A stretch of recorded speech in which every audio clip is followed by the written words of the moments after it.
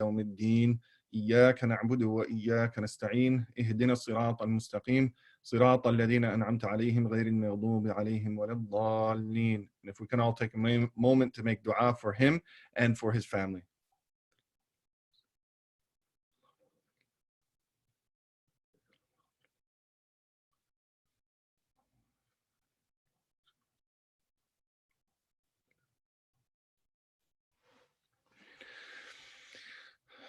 And with that, Bismillah ar-Rahman ar-Rahim, Allahumma salli wa sallim ala Sayyidina Muhammad.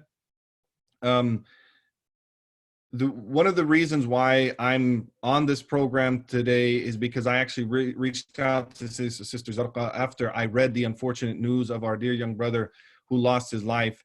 And it was tragic from a number of angles, from so many. I mean, as we know, the Quran mentions that if you take one life, it's like you're taking the whole of humanity. And there was a friend of mine and a local imam here who said he had somebody actually work out the calculations of what that means, that when one person is killed, how it's like killing all of humanity, because it took all of humanity. Imagine all of the grandparents going back generations, many generations, hundreds of generations, who knows how long, between that young man, between each of us, but between that young man and between Adam alayhi salam, how many human beings had to meet each other, get married, have children, raise that child, work, get food, provide for their family, protect their family, all of that down to that one human being. So it's like all of humanity got together so that each one of us can walk here on this earth. And then when that life is taken, it's like all of their work is disregarded. So it's like killing all of humanity. But I reached out and I said, you know, one of the things that I would like to do, and I've been thinking about this for a while, is to have the work that we're doing at Taiba Foundation, working with the incarcerated and formerly incarcerated, to work to address that issue of violence in our community, and the issue of gangs, the issue of drugs, the issue of prostitution and pimps, the issue of crime, the issue of targeting and police targeting, and the racism that's present in the prosecution system, in the prison system, the overrepresentation of minorities in prison, and so on and so forth. Because what I've learned over the last 20 years working with the formerly incarcerated and the incarcerated is that a lot of these men, it was during their youth that they started making these decisions that led them to a life of crime, or maybe even just one action of crime that got them into prison. But once they got into prison and they saw the reality of incarceration, the punishment that occurs during prison, the trauma that occurs during prison. I mean, just imagine, for example, there was one man, and his story is, we shared it today on our Taiba, in our newsletter. But he had an infant son that needed to go to the ICU. And so he didn't have money for it. Now, what he started doing was selling marijuana.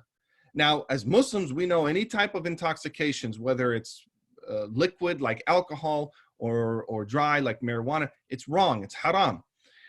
But if this society allows for the use of liquid intoxications like alcohol, then what's, for us as a Muslim looking at it, what's the difference between that and between marijuana? So for us, it's at the same level. In fact, we would consider alcohol even worse. So this society, by just mere choice of the justice system, has designated alcohol as being legal and designated marijuana as being illegal. Now, this man began selling marijuana to pay for his infant son's trip to the ICU.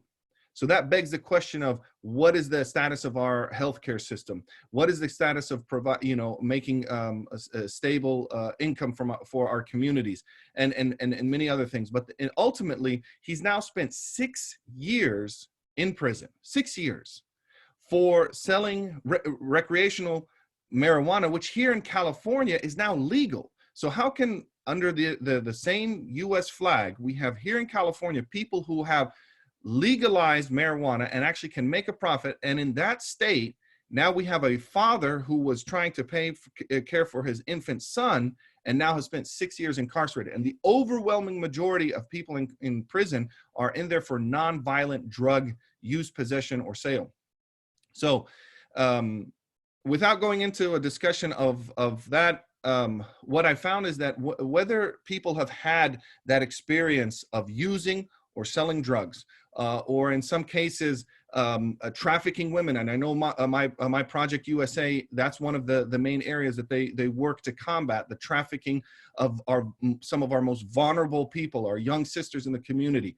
But I've met these men. I've met these men who were pimps and who did traffic vulnerable people and were abusive, but then they become Muslim and then they change their lives. One of our students in Texas, he was formerly a pimp. When he went into prison for related and unrelated crimes of that, from what he was doing in that, he actually developed a domestic violence program to address those issues and to teach the men in prison how to properly respect women. And now, alhamdulillah, he's free, and we're looking forward to him to offer those classes now in Free Society and online, and we're going to be facilitating that. But over the last about 20 years that I've been working with the formerly incarcerated, I really saw that there's a connection that needs to be made. The connection is that these men and women who have experienced the reality of violence and gangs and addiction and and life of crime in Free Society, they've experienced the reality of prison, and then they've changed their life around, and now they're invested in wanting to give back to their community. So we have people who are well equipped to be able to be mentors and to help and be coaches and advocates for our youth, so that the cycle of crime does not continue. What's known as the school to prison pipeline. So some of these young kids, one of the things that they find about some people who go into career criminal lifestyles is that they start finding delinquency around the ages of 10 to 12. So it's very early on. Most lifelong criminals, it starts very young.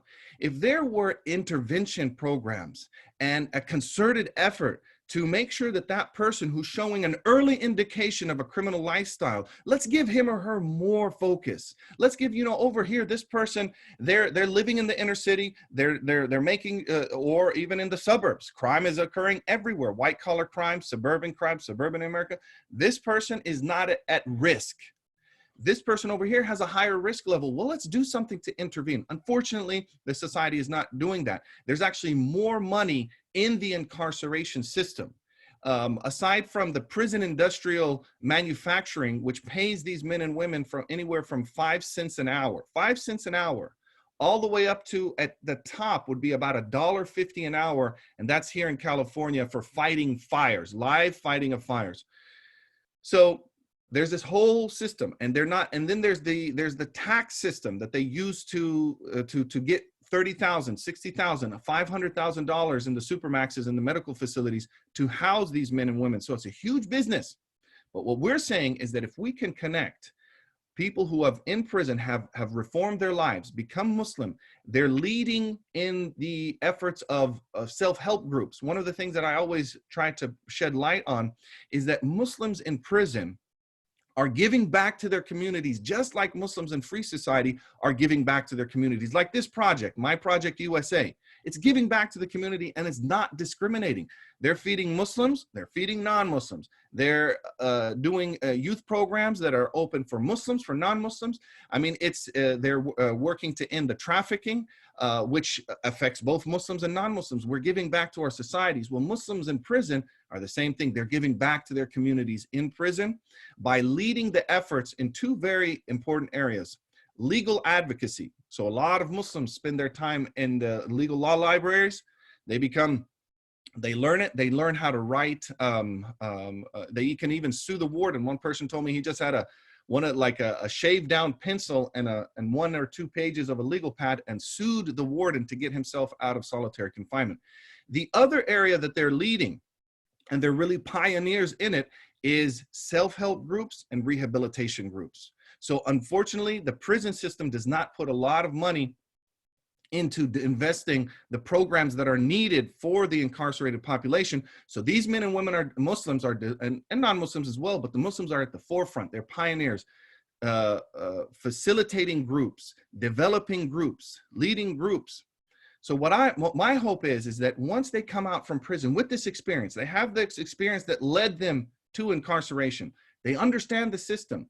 They were, in many cases, not only rehabilitated themselves through Islam and through other programs, but they've also developed other programs. Now, wouldn't it be wonderful that these men and women be connected to the community so that we can help prevent unfortunate situations like the trafficking of young women and young men who decide to go into a life of aiding and abetting the trafficking or the drugs or the crimes.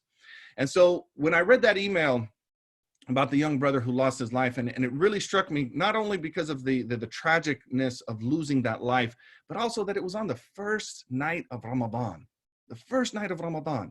I mean, when the rest of us who are not connected to that situation, we're asking people about, you know, was the moon sighted, or if they're following calculations, they're just going right into the Ramadan programming, and we're doing Taraweeh and we're getting together with the families. And I thought to myself, the next image that came is his mother, when she had to wake up for suhoor and wake her kids up for the suhoor just a few hours after losing her son. And there's nothing more tragic than a mother having to deal with the loss of her son.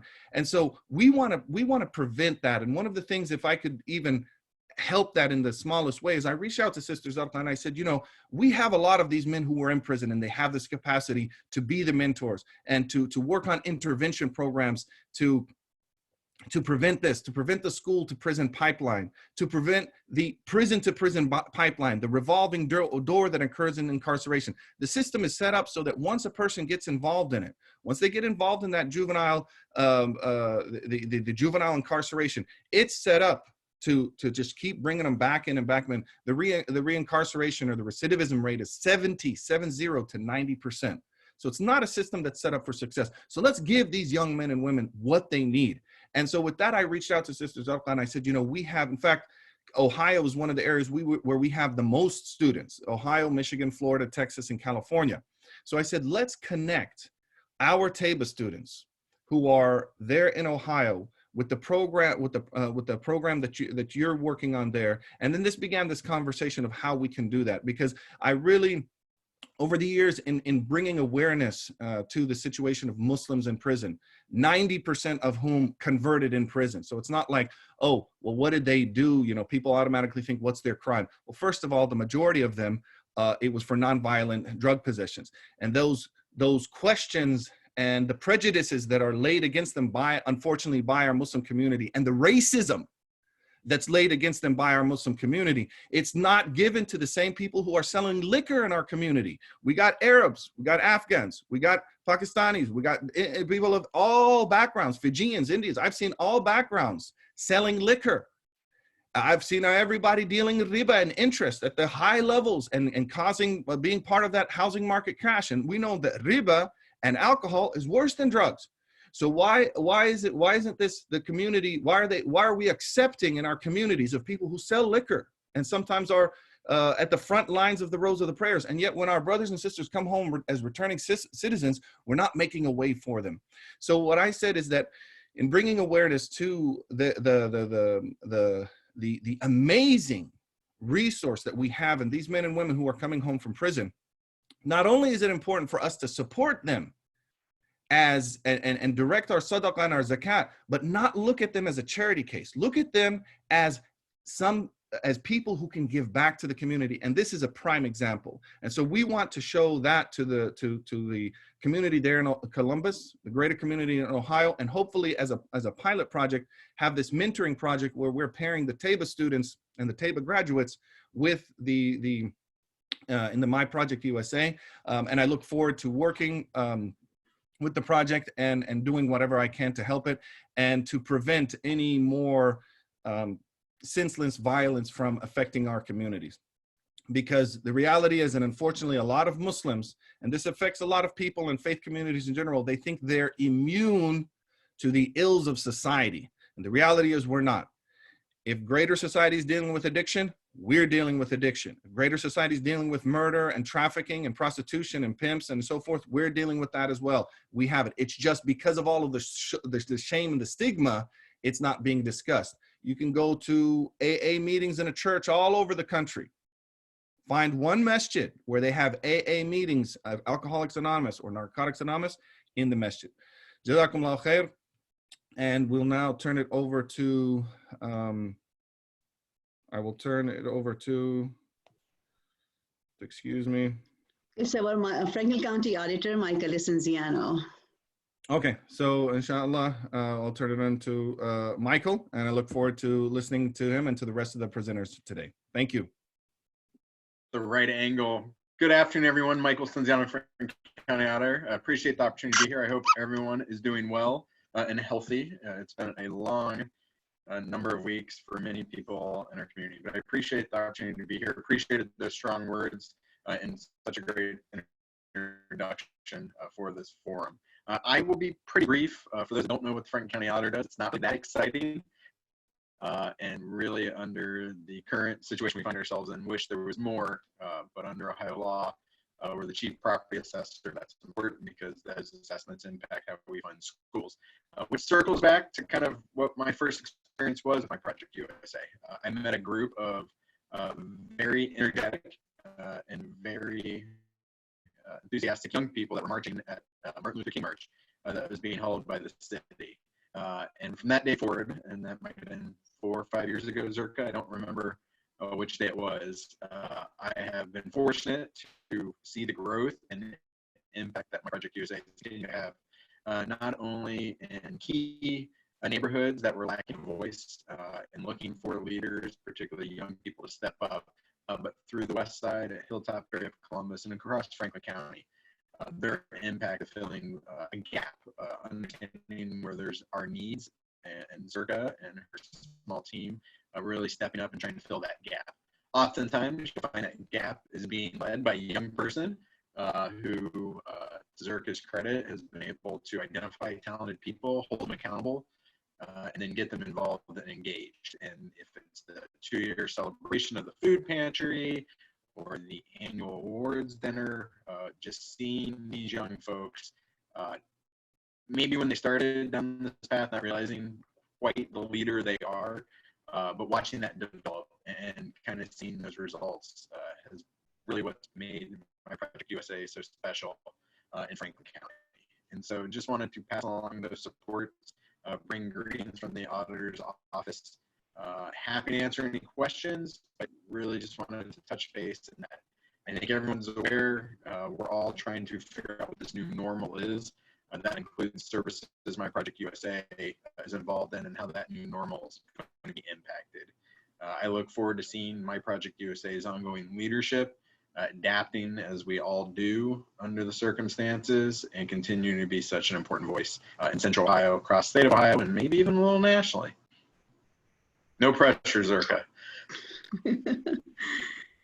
Thank you so much. And for those of you who don't know who Michael Licenziano is, I would say that he is the brother that I found on my way, on my journey in helping the community, especially the kids who needed that help, especially in 2017.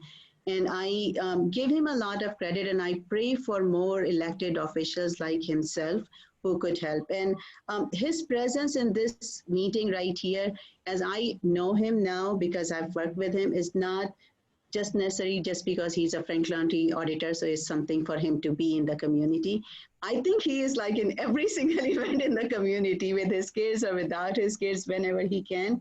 But really, the partnership that my Project USA has built between the elected officials, either city council or state house, or the Franklin County offices with commissioners and now auditor's office, and the community members, Muslims and non-Muslims, is, alhamdulillah, I think is the perfect combination, perfect thing that we need to do this very, very important work. Ohio ranks 4th in human trafficking, right, Michael, if I'm right? And Columbus, the Sullivan area that we work is, as I understand, is the 40% of sex trafficking of Columbus happens in that one Sullivan Avenue and the surrounding streets. And that's where we have this largest population of, one of the largest sector of refugee Muslims and non-Muslims, a lot of them there. There are Latino communities also, which are also, a large number of them have become our pantry client and our helpline client now. So alhamdulillah, we are serving them in all different aspects. So since Michael is here and I know he has to leave soon, he has other commitments, I do want to say that we look forward, and when we ask community to invest in us, this year we need $100,000. To survive this Ramadan, it's challenge. Already COVID-19 is taking so much. We are applying for grant, but when you see elected officials like Michael on our, in our meetings and our plannings and all of that, and Councilmember Elizabeth Brown could not attend, but she's very much regretting she couldn't come. But there are others. That's why we are telling the community that we have got the partners and we have got the people who are able to help, and we are committed. It's just that we need that push, that financial push that will enable us to keep rolling and keep helping and saving. I hope there is no more child being killed. There is no more homicide in Wedgwood and anywhere else. We all have those resources. We all have those expertise. We can do it. So I will stop here, and I know we have other speaker, but Michael, thank you so very much for joining us and for your kind words. We really appreciate it. Thank you, everyone. Please be healthy. So we have Sayat. Is Sayat online already? I know Sayat, and I see John, Sayat, and Aiden. These 3 young men passed a lot of food this morning, so I was very worried about them. That how are they gonna look? So I don't know if Sayat is already here. So how about if we switch Sayat to Aiden? Aiden, you wanna say something about your community and how you see My Project USA's work is being done? And I give it back to Brother Rami after this. Yes. Okay. Assalamu alaikum, everybody. My name is Aiden Mohammed. I work as the community coordinator here for My Project USA. Before I get into the type of work I do, I just want to give you a little brief history about our community, the community that I come from, and the community that raised me. So this community here is a Somali community, but it's a community that's been marginalized for over 60 years in Somalia. And then, so they didn't have the basic opportunities that other Somalis had. They didn't have the, the type of education that other Somalis got. They didn't get the, the type of healthcare or the type of, medical help that they would need it back home. So they're pretty isolated, and the rest of the other Somalis, they get to do everything else, and this community here is just so marginalized. Now, since the civil war broke out in Somalia, many of the Somali Bantu communities, they're either in Europe and a majority of them are here in the United States. Now, since they're coming into the United States as refugees, without that proper education, and then without the step ahead like every other Somali community out there, they're finding it kind of hard to survive here in America, because it's kind of like a new normal. I know everybody's going through a new normal right now with the COVID-19 pandemic and all, but right now, these Somali Bantu immigrants, they're all just adjusting to basically how to live and become American citizens. So they didn't have that education back then. So most of these parents, with them not being properly educated, they don't really have the necessary tools or guidance to guide their kids the correct way here in the United States of America. So, it's very, very important that an organization like My Project USA comes in and works with a community like this that doesn't have the necessary support like other communities would have. So, one thing that My Project USA does for me, my brother Siad and I, is that they allow us to work with our community directly, because we come from the community and we understand what we go through. We understand how we were raised. We understand what our parents understand and what our parents don't understand. It's like we're raising our parents because they don't understand how America works. So we have to be extra careful. Those of us that, you know, have that understanding have to be very careful, you know, in how we, you know, walk around in America. We have to watch our feet. We have to watch everything that we do, because our parents, they don't know. They don't have proper education. They didn't have the proper guidance. So, you know, we're very fortunate to be able to work with an organization like My Project USA that allows us to, you know, work directly with our community and work directly with these kids that unfortunately that are in a very bad situation right now. And with the kids, I feel like right now they don't really have a lot of, you know, good role models or mentors here in the Columbus, Ohio, Wedgwood areas. Sorry, I just remember the kid that died that volunteered. I was actually having a conversation with him 2 weeks before he died, when he came to actually help with the pantry. And I asked him, why do you think these kids get involved in things like this? Why would they want to? Don't they see how many kids or how many of their peers die every year from these type of things? And one of the things that he told me was that, you know, it's just a cool thing to do. It's just more and more, you know, young adults or more kids getting involved in these type of things. So I believe there's not a whole lot of role models especially in the Wedgwood area. There's not a lot of, you know, Somali Bantu young men or teens or children that are being empowered, that are given that type of guidance and that mentorship that they need. They do that to step up for their own community. So with that, I think it's really just a lack of, you know, mentorship from, you know, there's not a lot of, you know, young adults from the Somali Bantu community that are doing the proper things, and because they don't have that mentorship, we didn't grow up with that type of guidance. So I'm really grateful that a project like my project, organization like My Project USA is in the community and helping us out in the best way that they can.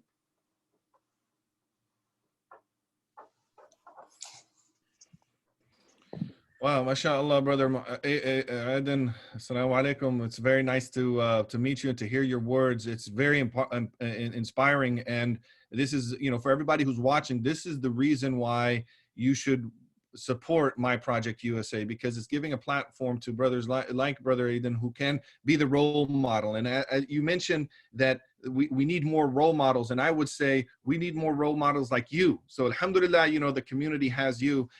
And, you know, as you were speaking, two things that came to mind is you said, you know, the marginalized community, that this is a community that My Project USA is serving, that has 60 years of marginalization in the home country, then the Civil War and the trauma of that. And then they come here and then they're marginalized from both the greater society and then also the community.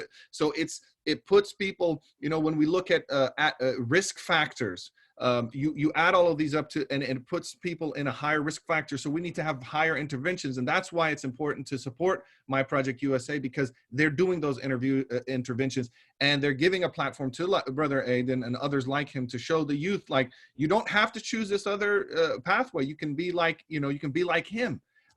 When growing up, I remember the commercials were always like, I want to be like Mike, right? Michael Jordan. Everybody wanted to be like Michael Jordan. Well, I would say we need to print up some shirts and say, want to be like Aiden, you know, that to have him as a role model. And the other thing is too, that you mentioned that really is important. And I think the viewers should really take note of this. And what My Project USA is doing is that there's two types of nonprofit work, or humanitarian interventions, where the humanitarian or the nonprofit work comes into the community and dictates to the community, this is what we're going to need to do, as opposed to empowering the people themselves to give back to the community. And that's what I heard what you were saying, brother, that's what My Project USA does, that it gives the people who, you know, your situation better than anybody else, and you need a platform and others need a platform just to have that, you know, empowering and to give back to the community. So may Allah bless you and bless your family and bless others and bless anybody who's going to donate to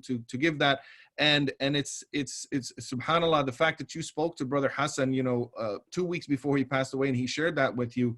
We need to keep that memory alive. We need to show that that it's almost, I heard, hopelessness in his voice, that he said, this is cool and this is the cooler thing to do. Well, we need to show that there's other cooler things to do. And that's where supporting My Project USA, if you're watching, if you can just donate just $1 or $5, or share this or like this video so we can get more traction and more people can see this video, both the live video and the recording. And so please support this. Encourage your family, even if you're not in Columbus, even if you're not in Ohio, please share this with other people. This, I truly believe, and I have a good sense of the nonprofit work that's happening around in various areas in the US. My Project USA is unique. They're a pioneer in this field, and I have full conviction that they are a role model institution for other institutions to copy in other places of the US. So by you investing in My Project USA, you're investing in a sadaqah jariyah, an ongoing charity, an endowment that's going to help the local community in Wedgwood, in Columbus, in Ohio, and then also act as a role model for other organizations as well. So with that, I think we have the next speaker is Brother Siad here online to speak about the soccer coaching. I think we switched it with this Aiden, so I'm gonna go ahead and we will have Siad later on. Okay. So I want to focus, and thank you so much, Brother Rami. These were strong words, and I really appreciated that you understand what we are doing. I am super excited for some of the new people who are on this call today. I especially see my friend Charlotte Owens also. She is also here joining us today, and I appreciate it. On Facebook, I'm seeing Lisa Boggs is also on watching us, and Lisa is one of the leaders in Hilltop area that I very much appreciate, and she's a role model, and there are other people who are also on call. So thank you so very much, all of you.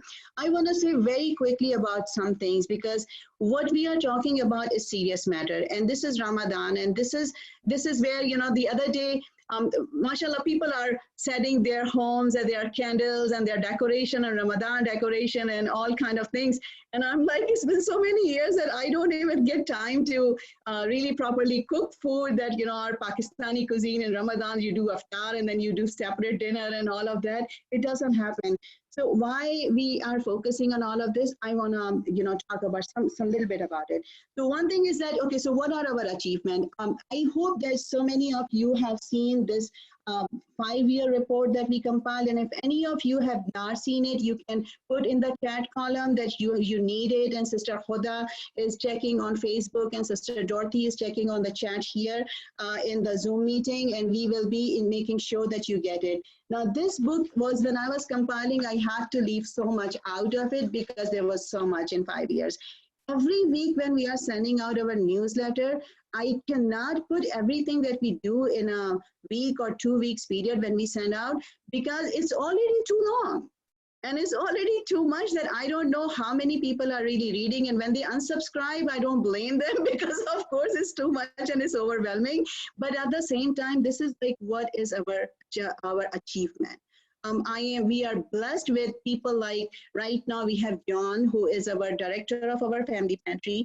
And I want to say about, like, John is a young, college students. Their last 2 people who were the director of pantry were Farida Eid and Omar Dashi, all of them. And the team that they have is such a hard work. I mean, where you have heard that within the 3 hours from 9 o'clock to 12 o'clock, they would pass food for 150 families, and they would clean the store and leave. They would come at 9, they would pack the food, and they will pass it to 150 plus families, and they are leaving. And one time I was like so happy that I'm going to see them. 11:30 I came to the store and they were already done, and I missed them. So this is the kind of volunteers we have who are so dedicated. Right now with COVID-19, so many of them could not come, but whoever can come with their health situation, their family members' health situation, they are coming and they are doing their job. So our success is not by how many people we have fed, how many people we have, given clothes or services. Our success is that these young people are learning to become leaders. And I take such a pride in it, like regardless, they are from suburban community, they are wealthy, from educated families, their parents are somebody, or they are like Aiden and Sayad and other, Abdi Bakari and so many other kids who are learning every day something. So that's our success. Now, what are our challenges? A lot. And I would say, because many of you are familiar with, unfortunate attacks that my project USA also receives, because we work on human trafficking, or we have, we work on different issues that many people don't even want to discuss about. So yes, we have dealt with a lot of racism. There are our brothers and sisters, unfortunately, who would attack us that because we are not Somali, why are we working with Somali families? And then you work with Aiden and Sayad and this whole community who actually appreciates, because there is no other organization who is helping. So a lot of racism that goes on in Columbus, we are target of that. There's a lot of sexism that we deal with. Me being woman, it's a huge challenge. And I'm saying it because today when we are talking about this whole, fundraiser and support, there are reasons behind it. So then we talk about lack of funding. So everything matters. So 2 years ago, there was one, brother who thought that, he should attack the organizations and, say things. We were raising $65,000. And just the next dinner we had, we raised only 30,000, like half of it. And the same kind of challenges we are facing. So our challenge is lack of funding and lack of understanding in our community what the work we are doing, why is it important. And there are always people in the community who would say it's not right word or you're not doing. Nobody is perfect. I'm a humble person. All our team members are humble. We make mistakes. We fight with each other. We do things. But at the end of the day, brothers and sisters, the community, we want you to know that this is your organization. You have to step up. You have to take care of us so we can take care of so many other people. 2 projects that I want to highlight in this session, and then the other people will talk about others. Especially in the Wedgwood community situation, what we are working on is we have rented a house adjacent to Eaton Elementary School. And that is the house that we want to turn into youth house. So there is a zoning application that we have to still, prove. Unfortunately, because of COVID-19 situation for last almost 2 months, we gotten done nothing. But that house is supposed to be the center where the mentors and other kind of programs can happen, because there is no recreation facility near in the Wedgwood community which we could have used. For last 4 years, we have been struggling for not having a station there. Now that house rent is $1,100. Then there are utilities. The simple mathematics is like $1,500 would be just to keep that house if we are using that for these activities. And then we want to have a social worker who would be there, because this is a community of more than 2,000 children. So when our director of helpline, Sister Iman Al-Tobji, she's taking care of families and she's a student, and there are other people who step in. Yes, they do their very best. But if we really, really want to serve these people, we need to have a paid social worker, somebody on our staff who can take care of these cases properly. And for that, we need money. Not because, any of our board members want to do it, but because the Teba Foundation mentorship program, I'm so happy and excited about it. That would take money, because any of these brothers and sisters who will step forward and help us as a mentor, which we need so much, and we've been looking for them for forever, that would need money. And then on top, I want to ask Sister Dorothy to talk about a little bit very quickly about the mentorship program that she is starting. Because of this, Brother Hussain, when he passed away, we said, we keep doing pantry and everything, but this is the time that we have to make sure that we have enough different type of mentorship program in the community, because this is the only way we can save our children. Dorothy, you want to say something about what you're doing? Sure. Assalamu alaikum. I just wanted to remind everyone that we're working on a continuum. We want to make sure that the families and the children that we're helping, we follow them all the way to their ultimate success. And what we found that, especially with COVID, I mean, this mentorship has been in conversation for a long time, but just, you know, just like everybody else, sometimes it takes that last push for you to say, hey, I'm gonna jump. And the shelter in place was our push over the edge, where we knew that we had to make sure that our bright students had the support that they needed. We have the school district, of course, we have counselors, we have English language learner teachers, and we have administration that care. But of course, our students get wrapped into a batch of, right now, what is 125 students per counselor. How can we make sure that our students don't get looped up in that? I asked one of the students who is a prime candidate for the College Credit Plus program, which is where the federal government is paying for these students to do dual credits in high school and college. And I asked him, son, you are bright. I'm positive that you're registered and ready to start in college next year as a junior. And he said, nope. I said, did your counselor ever mention it? He said, nope. I said, you know what? I'm going to give your counselor the benefit of the doubt. I'm positive that they sent you an email. But in that whole loop of other emails, no one was able to check on you and let them know how important it is and how much they believe in your success. So thankfully, that is what one of the few things that we're going to be doing with this mentorship program. We're going to be covering career exploration / college readiness. When our students get to college, their bright minds sometimes find it difficult to focus because they know that they can be successful, but they don't know where and how. So with the career exploration, we're going to be exposing them to the careers that are available and up and coming. You know, some of the professionals in our community, we're giving them an opportunity to share with our students and let them know what it takes to be successful in their field. How many years did you go to undergraduate for? After that, what certificates did you get? How did you start? How did you network? All of those questions that our students sometimes don't have the opportunity to ask, and that becomes a real barrier for their success. They've got a degree, but they just don't know how to throw themselves into, you know, the circle of successful professionals. College readiness. These students, now that they're not at school in a physical building, they don't have anyone to keep reminding them about the college entrance exam, that they're going to have to sit for the ACTs next year, whatever that ACT exam may look like in our new reality. They don't have someone to remind them that you need to make sure that your social media is on lock, because depending on the university that you apply to, they're going to be looking up your name, buddy, and they're going to see what you're about. They want positive people associated with their name. So you've got to make sure that you are part of that picture and ready to be a contributor to that.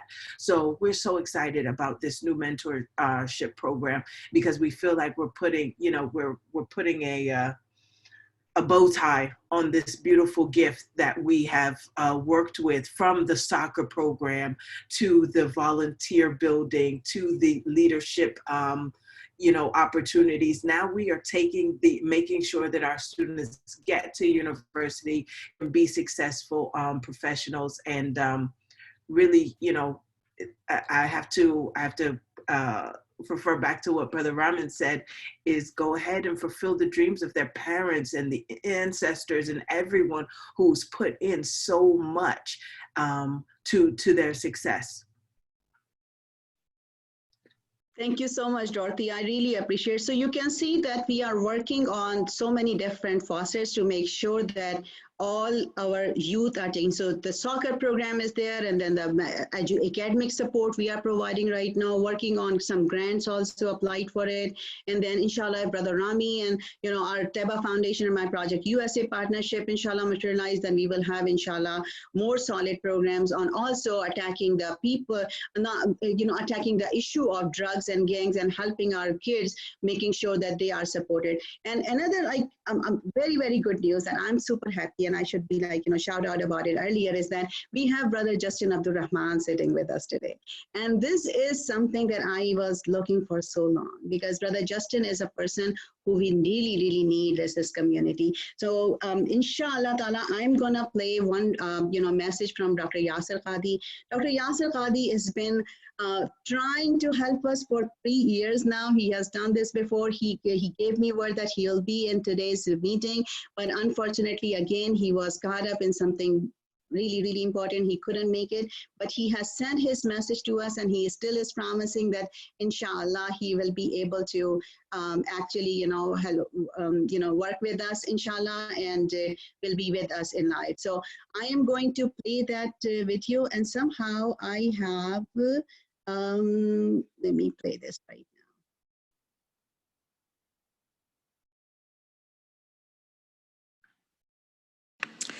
Assalamu alaikum wa rahmatullahi wa barakatuh. This is your brother in Islam, Yasir Qadhi.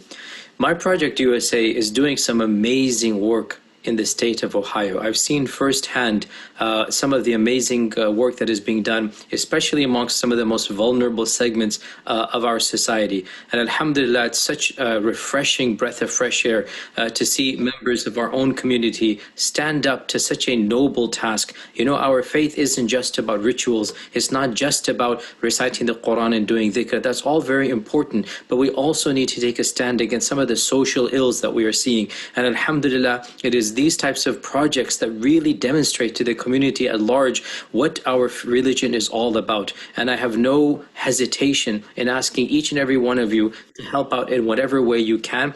This is an area of our society, especially those young men and women, especially those that are vulnerable to evil forces of society, those that fall prey to agencies and to individuals that have very evil intentions. We need to protect our youth. We need to protect those that are vulnerable in this manner. And alhamdulillah, these types of projects where they're getting jobs, where they're able to express themselves in manners that are not causing them to go down dangerous paths, alhamdulillah, it's a very positive project. And I pray that inshallah ta'ala, these types of projects are replicated across many other states, many other cities. And I pray that inshallah ta'ala, this can be a role model for other institutions as well. And especially in this month of Ramadan, especially in this time frame, I urge all of you to dig deep into your pockets and to help out in whatever way you can. May Allah subhanahu wa ta'ala continue to give us more so that we can continue to give back more. Jazakumullahu khairan. Assalamu alaikum wa rahmatullahi wa barakatuh.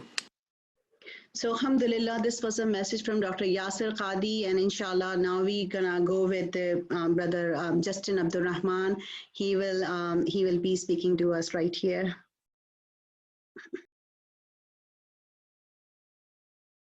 Assalamu alaikum wa rahmatullahi wa barakatuh. Peace and blessings be upon all of you. I'm honored to be a part of this gathering. Mashallah, learning a lot just listening to all the speakers and the various perspectives that you're giving. And it's an honor to be a part of this gathering, this fundraiser. When you think about it, the Columbus community, and just to introduce myself, I am currently the vice chair of the Noor Islamic Cultural Center, and also the Amir of Al-Maghrib Institute here locally in Columbus. But more importantly, I'm a member of the community, as all of you are. And what I want to talk about first is just when I reflect about my own experience and how it ties into the work that My Project USA is doing. I really think about my father, who was a sibling among 11 siblings. He grew up in Harlem, New York, and his situation was one of extreme poverty. He told me stories about rats nibbling on him and his siblings when they were young. I mean, just really horrible circumstances. And thankfully for him, he had some people who cared. He had some people who intervened in his life when he was a young teenager. And as a result of that, he was the first in his family to graduate from college. He was able to break the cycle of poverty. In fact, he was, for a long time here in Ohio, he was the manager of licensure and certification for the Ohio Department of Mental Health. So he was really able to turn things around in his own life and pass those lessons down to me. And I was able to benefit from that break that he was able to make from that cycle that has taken away so many young people, and particularly minority communities. And when I consider that, I look at our situation, and I think Brother Rami really said it well, that so often we look inside our own community with a sort of tunnel vision, right? So as long as my immediate family is fed and okay, and I walk in the masjid, everyone seems to be doing okay, then I'm okay. And I don't necessarily think about the fact that there are people who are miles away, less than a few miles away, who are living a very different reality and have very different circumstances. And as a Muslim community, often because of just the way that we're made up, and oftentimes a largely immigrant-based population, what we tend to do is, when we think of our charity, when we think of how to give back, we tend to look overseas, right? We tend to look at how I can help the situation in, you name the country, mashallah. And those countries absolutely need our help. They absolutely need our support. And those are worthy causes that we support and we give to, and they should have visibility. But we want to consider also, what did the Prophet ﷺ, what did he teach us, right? Man kana yu'minu billahi wal yawm al-akhir fayukram jarah, right? That whoever has believed in Allah and in the last day, let that person honor his or her neighbor. He said, peace and blessings be upon him, that the person is not a true believer who goes to sleep and their stomach is full while their neighbor is hungry. This isn't Iman. If you can sleep satisfied without any thought or concern about your hungry neighbor, then you haven't really understood this faith quite yet. He mentioned also, peace and blessings be upon him, he said that the angel Jibreel came to me and started to go on and on and on about the rights of the neighbor, until I was convinced that the neighbor would become one of the people who inherits an inheritance law from the person. So this shows the right of the neighbor. Now, granted, in the time of the Prophet ﷺ, often neighbors shared a wall. So you were literally right up against the next person. We live in a reality today where so often, if you have a house, you don't know the name of the person that lives next to you. You have an apartment, you have no idea who those people are to your left or to your right, let alone someone who is a couple miles across town, or maybe attends a different masjid or is in a different faith community. And that's dangerous when you think about that breakdown of very basic community values. Now, granted, much of it has been brought online and virtualized, but there's significant wisdom in the Prophet ﷺ emphasizing the importance of looking out for the person who's right next to you. And so what we can't forget is that when we have communities who are, our brethren, not only in humanity, but our brethren in faith in many cases, when we have people who are marginalized many times over, as Brother Aiden so eloquently shared earlier, then as a community, we have to consider, if I see it appropriate to send my money thousands of miles away, but there are people struggling within a 5-mile radius and I don't even think about them, that should be a concern. Now, I would argue that for many people, it's because there's just no awareness, right? And that's what we're doing today. And that's what we're doing through My Project USA, is we're raising that awareness so that people, mashallah, who have the resources, who have the ability to give their time, their effort, their money, their prayers, whatever it is, as their neighbors, as people within the community. I don't know how in this month of charity, in this month of giving, in this month of love, and we're all seeking the rahmah, the mercy and love and care from Allah, how can it be that we're seeking those things and we, at the same time, not keeping in mind that the Prophet ﷺ, he told us that the one who does not show rahmah will not receive rahmah, right? The one who does not show love and compassion and mercy, they will not be a recipient of love and compassion and mercy. And just like we show that love and compassion and mercy to our own families, and oftentimes we show it to people, our brothers and sisters, granted, who live thousands of miles away, we'd be remiss in our faith tradition and in our adherence to it if we don't show that love and that compassion, that mercy, that energy to the people who are our brothers and sisters who are in our midst. And so I hope that just as in the COVID-19 situation that we're in, we have this motto that we're all alone together, right? But we're oftentimes connecting with each other in ways that we wouldn't have otherwise done in this isolation. Let it also be a lesson that there are some people who maybe they can't jump on a Zoom, or they're not as engaged with social media. They don't have those same abilities, but they are just as alone. They're just as in need. And alhamdulillah, Allah has blessed this community with resources. It's blessed us with activism and activists. It's blessed us with relationships.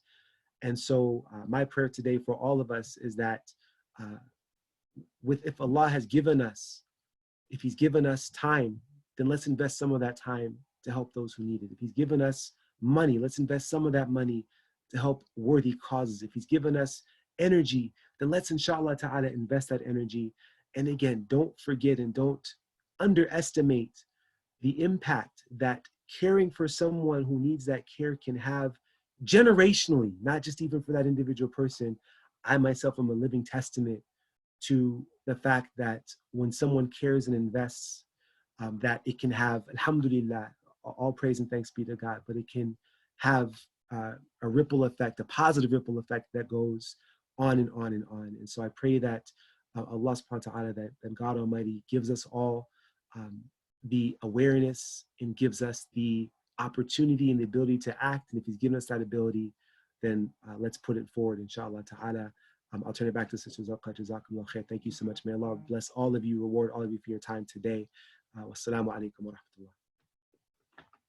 Wa alaikum assalam wa rahmatullahi wa barakatuhu. So we have here is our friend Cantor Jack Chomsky, who could not be here today. He basically sent a quick message. He is from Tiferet, Israel, and today is Saturday, which he couldn't join us, and it's my mistake that we chose Saturday for this event. But yes, we have his message, and I would like to play his message. The only thing is, if I can find it's right there.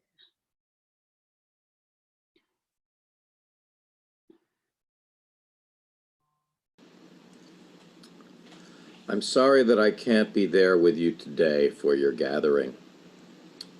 I'm Jack Chomsky, cantor of Congregation Tiferet Israel in Columbus. My wife, Susan, and I have enjoyed being present at previous gatherings to help support your valuable work. Here, as we're locked at home during the COVID-19 epidemic, Fenway the cat is involved in pretty much everything we do. She won't stay away from our devices, and so she's part of the message today as well. Zurka, you and those you work with are never stopped by people saying, "It can't be done," or "It's just too hard." I have seen you time and again confront challenges facing real people in our community with the approach of, what can I do? What can we do? How can we join together to change some of the routines that make it so hard for people to succeed in our communities? How can we make people's neighborhoods safer? How can we see that they get the food and shelter they need? It's so important that people in our entire community see that people in the Muslim community are working hard for everyone. My Project USA helps to build hope and success for all kinds of people. I hope that you will join Susan and me and Fenway in supporting this great work in our community.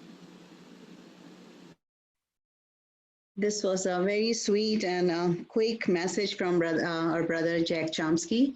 And we have his brother Ammar Awan, who is from the Masjid Umar ibn al-Khattab. And brother Ammar, the mic is yours. So, assalamu alaikum everyone. Zarka, thank you for inviting me. Ignore my bad voice. I have a little bit of a sore throat. So it's an honor for me really to be here today. And I just want to give this quick message for all masajid and the communities in the masajid.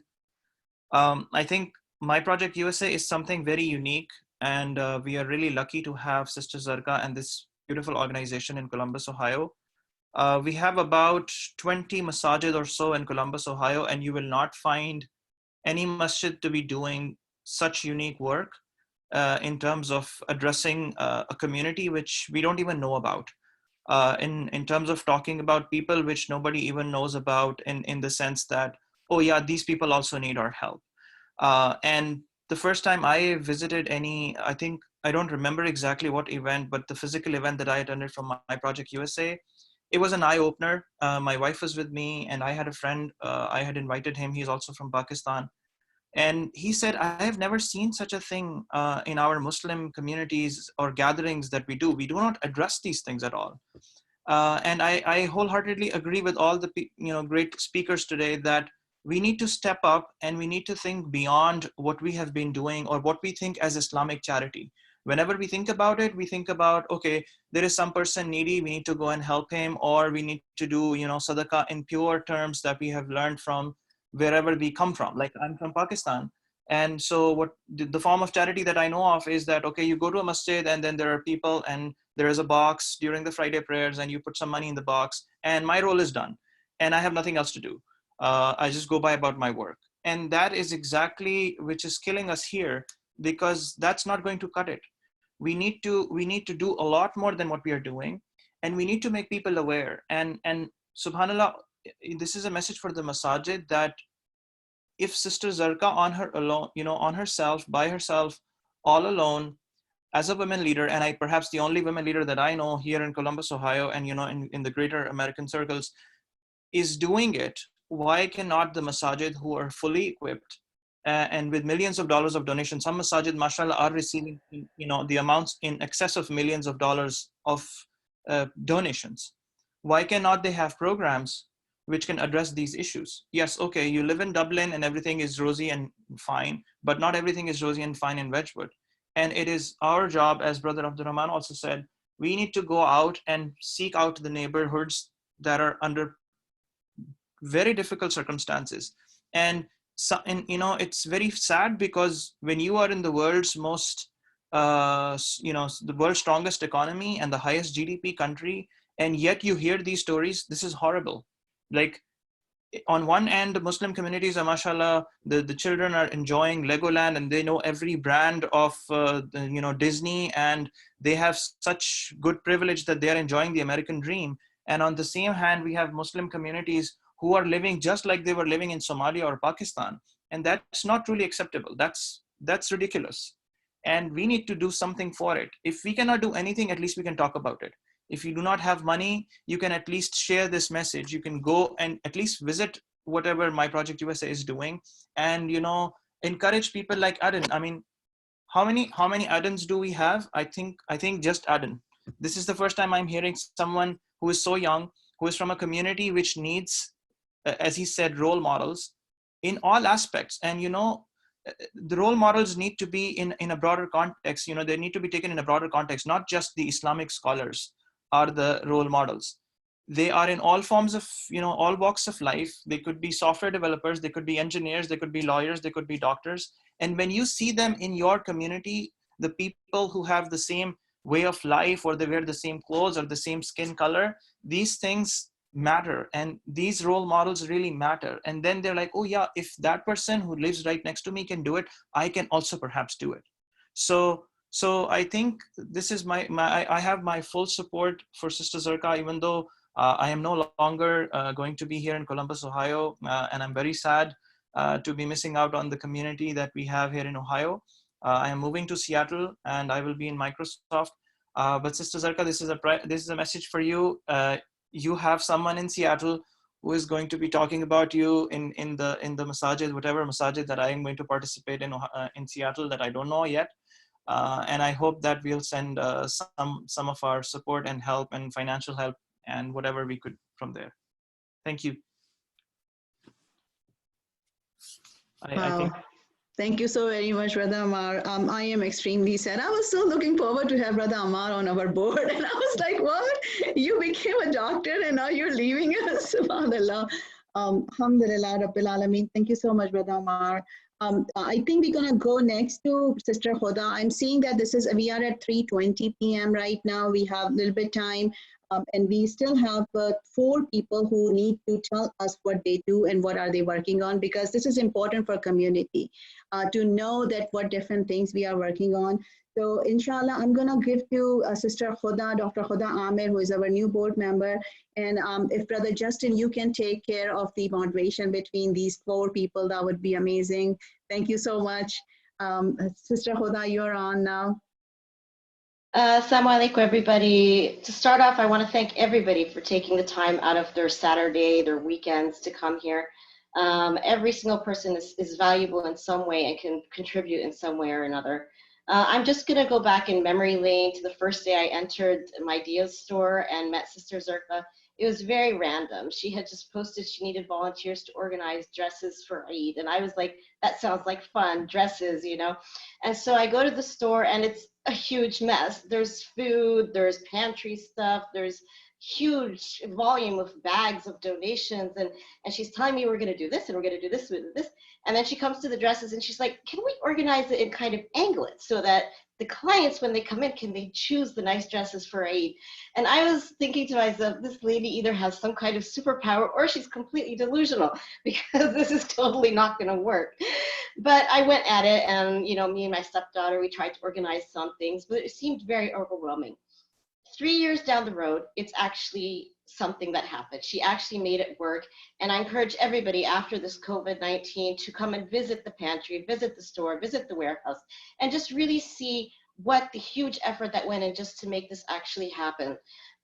What struck me the most was that the way Sister Zerka looked at it was like as if she was looking as a mother or a sister or an aunt. You know, tomorrow's Mother's Day, and I want everyone to look at this community as if they were mothers and aunts.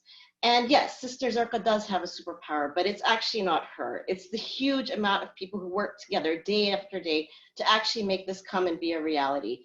I'm going to quote somebody who said that if you have a voice, there is someone in that Wedgwood community who needs that voice. If you have time, there's somebody in that community who needs your time. If you have a unique resource that you can offer, I bet you 9 out of 10, we need that resource.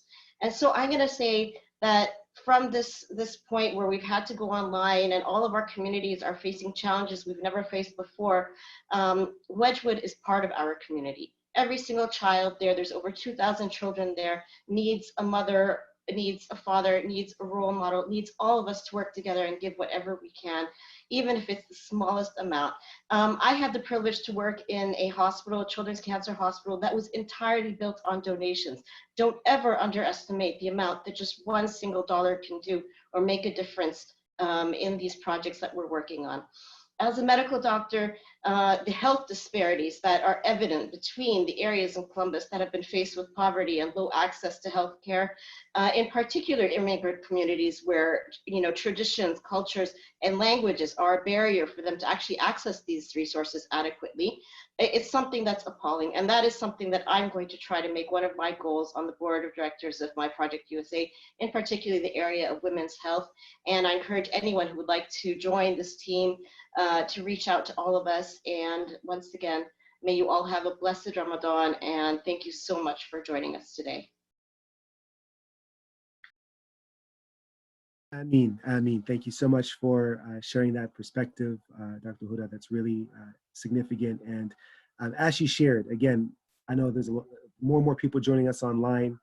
If you have a moment, as the Prophet used to tell us, he said, don't belittle even the smallest amount of charity, right? Sometimes we feel like, oh, if I don't have $1,000 check, so what's the point? That's nothing to do with our approach.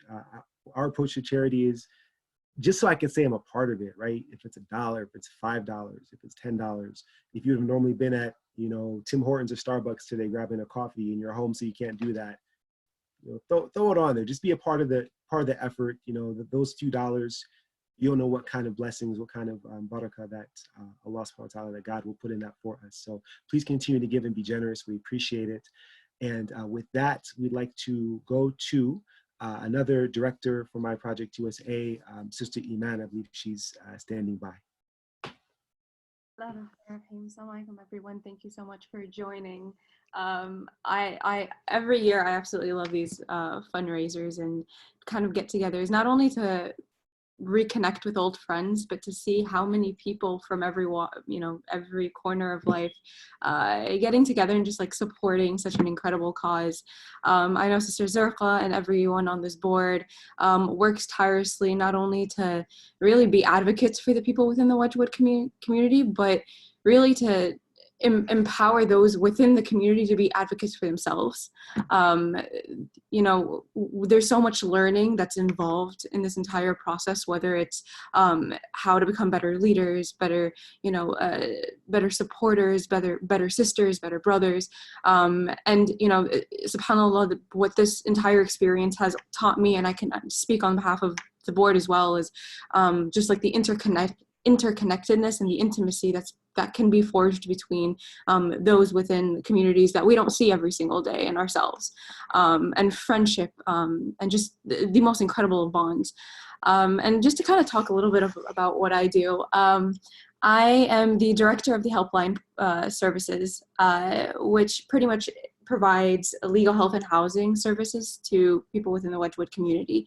And each one of these sectors attacks different aspects of an individual's life, so that crucial and often daunting obstacles, have someone to really, advocate for them and like support them and walk them through it, because it's the most average of people, let alone someone who's not familiar with the language, not familiar with the complex systems, doesn't know really what type of opportunities are provided to them. And so like the legal domain, we partner with Zach Klein, who's the City Attorney General's office, with the Legal Aid Society, to provide attorneys for people within the community. So whether it's immigration problems or landlord and tenant problems, and so on, making sure that they're connected with the right legal advocate, who can explain it to them. And if there's a translator needed, then someone, is able to translate that for them. And all of the cases that we deal with is extraordinarily confidential. So even, many of the clients that do come to us, they tend to be like embarrassed or sad or feel shame. When in reality, this is something that happens to everyone. And they don't realize that it happens to everyone. And that's the most important thing, is that they need to be shown sometimes like how essential they are within a community and society, and that these problems, we all suffer through hard times, and it's okay. So calling for legal aid is having that sort of advocate and someone to make that connect, that's crucial. In terms of the health domain, we provide no cost opportunities for community members to gain a better understanding of their health status. A lot of these clients that come from such diverse backgrounds and oftentimes like experience truly tremendous like loss and pain. And sometimes like health isn't really a primary goal of theirs, it's a secondary thing. So making sure that they, realize that who they are and what's happening to them and their health is extraordinarily important, and it's a primary conversation. Their lives are important. The lives of their children, their loved ones, that it's important. Their health is important. So we've teamed up, and I've spoken to several doctors within the Wexner Center and Ohio Health to provide free mobile breast cancer screening. Because like Sister Huda mentioned earlier, like women's health is also extraordinarily important. There's a lot of mothers in the community that need that sort of attention. And especially now in the COVID crisis, you realize how important and pertinent that is. So making sure that those type of services, as complex, and I wish I can go in more detail about them, are not only available, but that they're explained in the easiest senses to people within the community. That's crucial. So there isn't that like gap in lexicon and language. And lastly, and I think right now the most important chapter within the department is the housing domain, where the helpline provides urgent and critical financial support with people within the community who have rents that are due, utilities that are due. We talk so much about how food is important, and about how like health is important, but a lot of the times you can't really cook a meal when you don't have gas in the stove, right? Gas for the stove, or you don't have heat in the house, or a roof over your head, or you're, having so much pressure from eviction, from the rental office for eviction. That's daunting and terrifying for the average person, let alone someone who, has a large family living with them, who have children living with them. And so everyone who walks into the helpline service, other than having the full confidence and confidentiality, and able to hold their head high, walk out feeling like they not only got the support that they needed, and if we're not able to provide it, we make sure to connect it to the people who can. That's why every penny counts, because they need someone, they need that financial support more than anything. And we don't just try to give them grants, we really try to pay it off for them, after we've completely analyzed their case. But most importantly, they come out knowing that they have a family, and that they have someone who cares about them, and someone who's going to check up on them. Every single client that I've had, I've checked in on them continuously afterwards, made sure that their kids are okay, that they're okay, that they, how is their recent newborn, or how is their mom doing, how is their sister doing, how's their daughter doing, because they have a friend in the end of the day. And that's what My Project USA does. That's what Sister Zirka had a vision about. That's why every single person who's joined this board kind of went in wanting to do, not just to help people out and view them as needy people. That's not the case. We're all needy in some form or fashion. But the fact that we're bringing all of Columbus together is one family. So that's a little bit about what My Helpline does. And we try our best to kind of hold on to the integrity of the community and the integrity of the organization.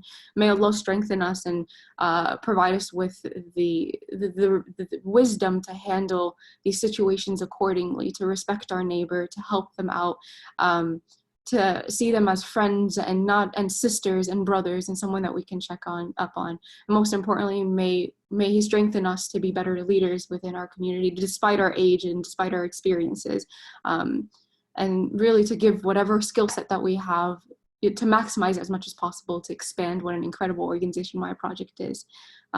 So Jazakallah khair, that's just a little bit. Well, Jazakallahu khairan, mashallah. Thank you so much for the insight and just really helping us understand the breadth and the scope of all the things that you and the team are doing. It's really inspiring, mashallah. I was just thinking, so many people during this pandemic, they're posting about how they're on Disney Plus and they're watching the Avengers movies like all at once, right? And as I watch all you guys, mashallah, and when I was lucky, I don't proclaim anyone to be pure in front of Allah, but if I want to watch heroes, I'll watch this live stream again, mashallah. You guys are really doing heroic work. It's really amazing work, and this is really the definition of what putting our faith into action is. So I ask that Allah subhanahu wa ta'ala bless you all with sincerity and in acceptance of your deeds. With that, my brother John is waiting in the wings. I'm going to go and pass the baton to him, inshallah. John, hayyakumullah, welcome. Assalamu alaikum. Thank you, Abdurrahman. Hold on just one second. All right. So I just want to kind of introduce myself at first. My name is John Galasso, and I kind of found My Project USA. I had recently converted to Islam, and a couple of my friends, they told me about my project, specifically the pantry part of the organization. And so I went and volunteered with them, and it was a great time, and I really wanted to get more involved. So positions began opening up for the board, and I had originally applied for the volunteer coordinator position, and from there they actually said the old committee, they said that I might be a little better as a director. So alhamdulillah, I was able to find my place in here, and I'm just getting adjusted to all that. So so I want to talk about why our pantry is so important, especially to the community, because, and I remember Sister Zurka talking about this is before we can make that big impact in the community and prevent these bigger issues like human trafficking and stuff like that. And a very important thing is food security, because a lot of what we do, you can't concentrate on school and you can't concentrate on educating yourself and things like that if you're hungry. And as we know during Ramadan, with fasting, sometimes it can be a little hard to focus on things as our stomach grumbles and things like that. People in our community, we can't move past our basic needs if we're not being fed. So I think that that's specifically why the pantry is so important to this organization, because it's so essential that we provide this service to our community.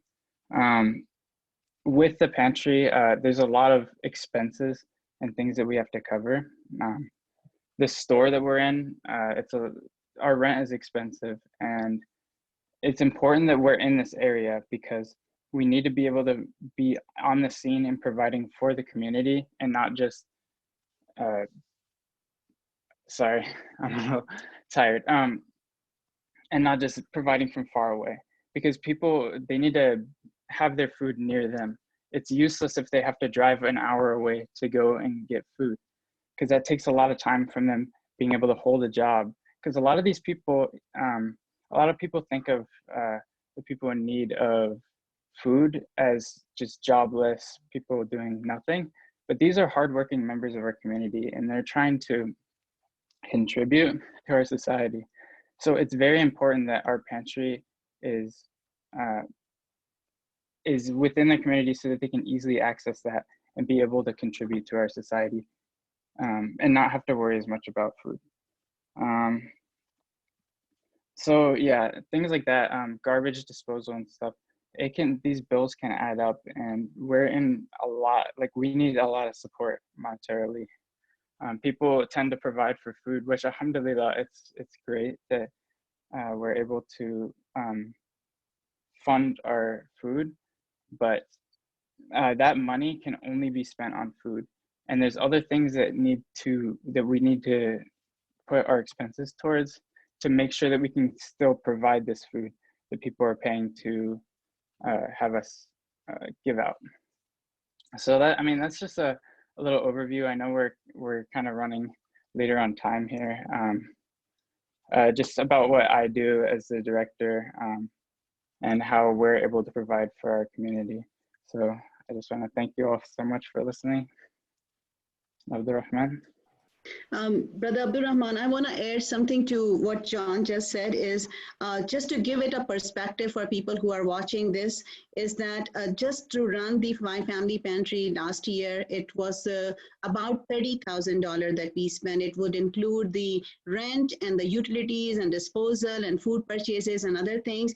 It does not include any labor because, mashallah, our food pantry has been run 100% by the volunteers. This time now in COVID-19 situation, when all of our volunteers were not able to come, and right now only Safiya and John, these are the two people who are showing up every week. Alhamdulillah, may Allah subhanahu wa ta'ala protect them and guide them. We are at the place where we have to hire some people. Sayat and Aiden are giving their time. They are our paid volunteer, paid employees for other programs, but they are giving time to pantry. So all of these will add up. And now also just in COVID-19 situation, we have already by the March 23rd was our first special event for COVID-19 food distribution. We have spent more than $30,000 already on food and cash assistance to these families from, through helpline and food pantry. So I'm just giving that perspective to the community that you guys need to understand that, alhamdulillah, yes, our labor force is mostly volunteer, but all of these things, and COVID-19 is putting more challenge. Iman is now dealing with more and more rents, and those rents are like, when we were dealing with just Wedgwood, we were talking about smaller, rents because they are Section 8 housing. Now we are dealing with the large amount of rents, like $800, $1,200, bigger amounts, which we are working with the Impact Community Organization, and Columbus Foundation has given us a grant, and we have applied with United Way of Central Ohio, but still, it's gonna be more and more in coming months. So just wanted to give that perspective to that, the wonderful work we are doing, alhamdulillah, this team is doing. It also still, it cost us so much money. And if we were paying this labor, think about, we have passed more than 2.5 million meals and snacks. How much money it would have costed us if we were paying labor? Just think about that. And this is the work that these college students have done. And that's what I said to City Council, that this pantry is just, the pantry is the gift of Muslim community to the city of Columbus. That's how I look at it. So thank you.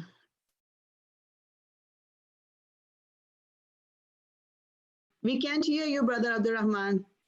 Yeah, I have a visitor here. My 4-year-old decided to barge in, so I had to keep you muted for a second.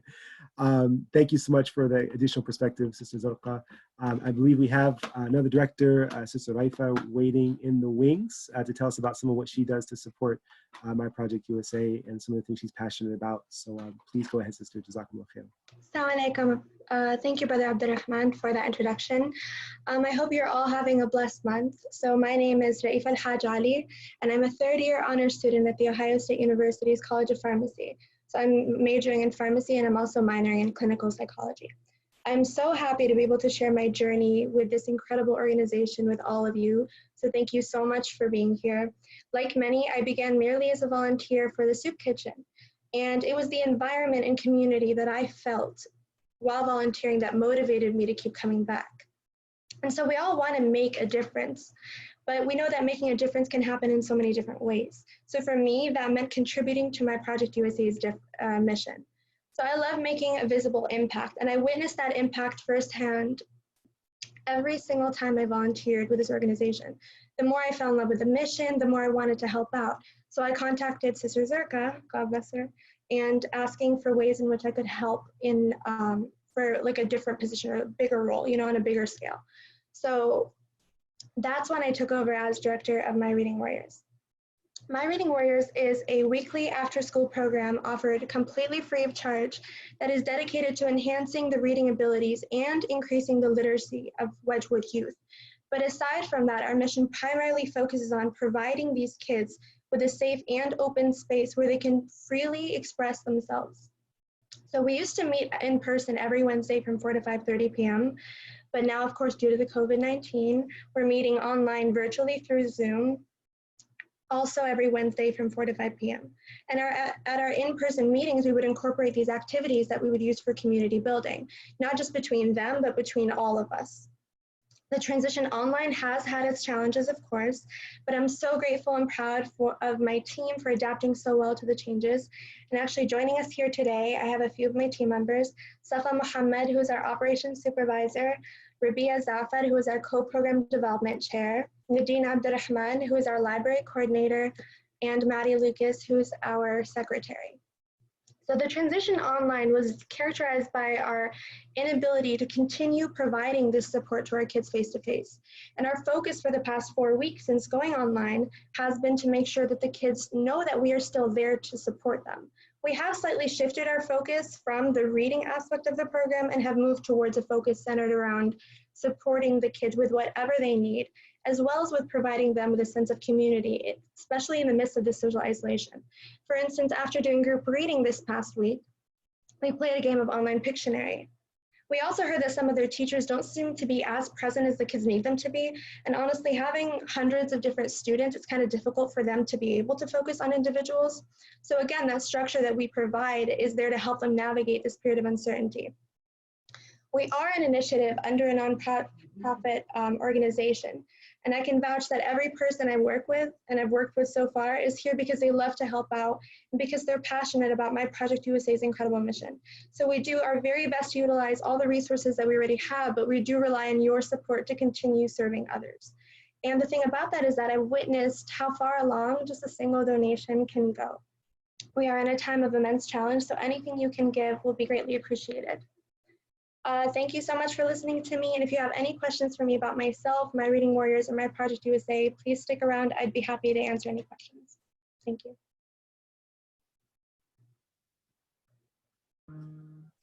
Thank you so much for sharing that amazing program and the work that you do. May Allah bless you and bless your efforts, and all the directors all play a unique and integral part in the work that's being done. And I pray that you have continued success in your efforts and sincerity, and that many, many more people are blessed through the work that you're doing. And with that, inshallah, we will pass it over to Sheikh Rami to close with some words of encouragement. To close us out, Sheikh Rami from the other side of the country, please take us home, inshallah. Thank you, Justin, and mashallah. All I can say is wow. I mean, when you mentioned the thing about the Avengers, that hit home for me, because that was exactly what I was thinking. Every single speaker that I've been listening to has really been dynamic, and shows that the team behind my project is an Avenger team. And I hope those folks who are watching right now, if you haven't, I was taking notes at the beginning when Sister Dorothy started talking, and I started taking notes, and I said, now if I do a recap of all of the impactful things of each speaker, it's going to take me about another 15 or 20 minutes, and we're already 15 minutes over the time limit. So I encourage everybody who's just tuning into this portion of the live, please try to go back and listen to the whole thing, because every single speaker, and their short talks, 2, 3, 5 minutes at most, is really showing some amazing work of what they're doing, and how they're bringing the My Project USA USA together. And like the Hadith says, that the Ummah is like one body. And at a smaller level, this organization is like one body, and you have many, many different amazing things. The heart is no more amazing than the lung, no more amazing than the liver, than the hand. We need the whole body. And as long as we have all of these amazing people working together, it's really a dynamic project. And it to me, looking, and this is my first time really seeing this, the star lineup, so to speak. It's very amazing to watch, and to me it's a sign of tawfiq, which is success. And success, my father, Allah yarhamu, may Allah have mercy on him, and Justin, I share that with you when you said, you shared the story about your father, about growing out, coming from poverty. My father came from poverty in Jordan, and the way he got out of poverty, and he was in a state of poverty where if they had meat at a meal, they would dance. They would literally dance for meat. But the way he got out was education. So what Sister Dorothy was talking about earlier, about breaking that cycle of poverty and really creating a culture of education, college education, and higher education is so important. And that's one of the themes that I've seen, throughout here. It's not only services, but it's helping reach that full potential of every single person. And I don't know if Aiden is on here, but one of the things that I really want to drive home for all of us is that the people that we're serving in the Wedgwood community through My Project USA and others as well, we should not look at them just as charity cases. We should look at them at the potential of what they have to give back. And the ayah that comes to mind, as so many people were speaking, and when you were speaking, Justin, and when Aiden and others, the ayah in the Quran where Allah talks about the Bani Israel, when they were the children of Israel, when they were under the rule of the Pharaoh, and he says, وَنُرِيدُ أَن نَمُنَّ عَلَى الَّذِينَ اسْتُضْعِفُوا فِي الْأَرْضِ وَنَجْعَلُهُمْ أَئِمَّةً. We want to bestow a favor on those who were vulnerable and weak in the community. And what? So not only give to them, give something to them, and make them imams.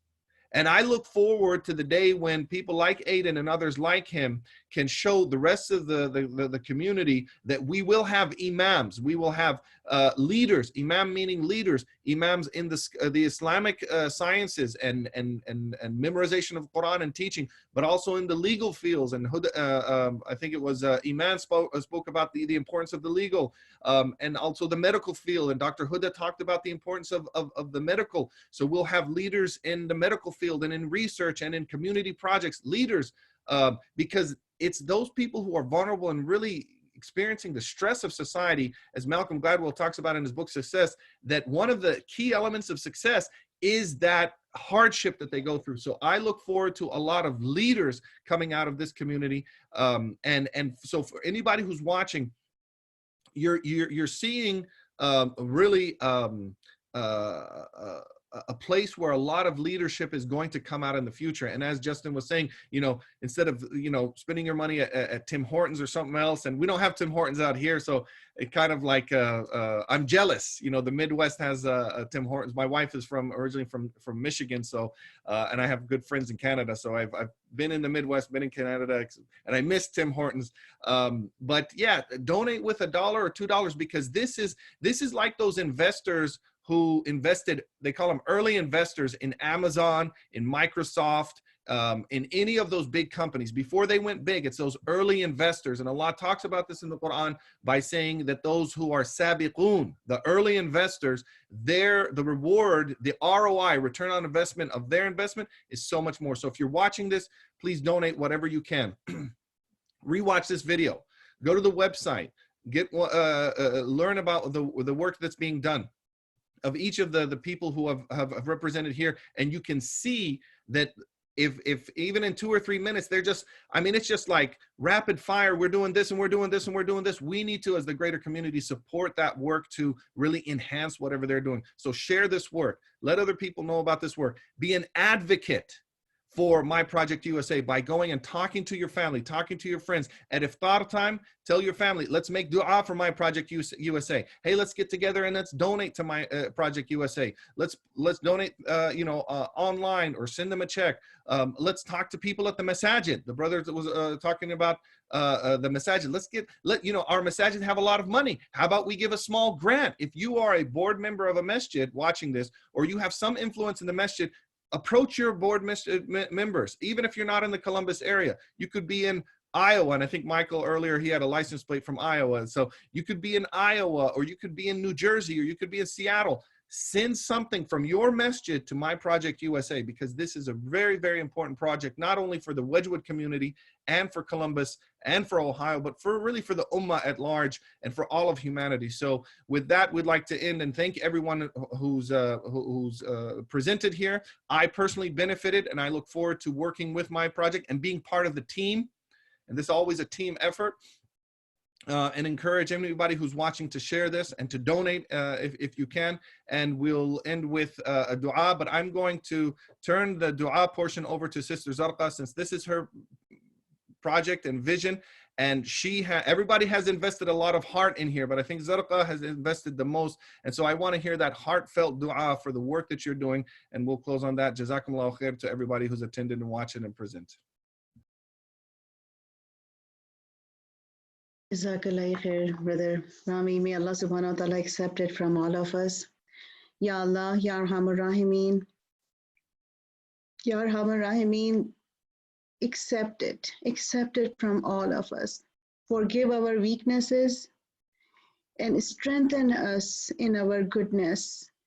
Accept all the charity. Everybody, whoever has given anything in this project, in this organization, Ya Allah, Ya Arhamar Rahimeen, reward them immensely. Protect their family members, protect their children, protect their loved ones, and reward them and wrap them in your mercy. Ya Allah, Ya Arhamar Rahimeen, we are weak people. We are doing big things. We cannot do it without your help. And Ya Allah, you are the master of all the treasure. You are the owner of all the treasure. You can give us the resources we need. You know what's going on. You know everything, Ya Allah. Ya Arhamar Rahimeen, we ask you to help us. We ask you to take care of us.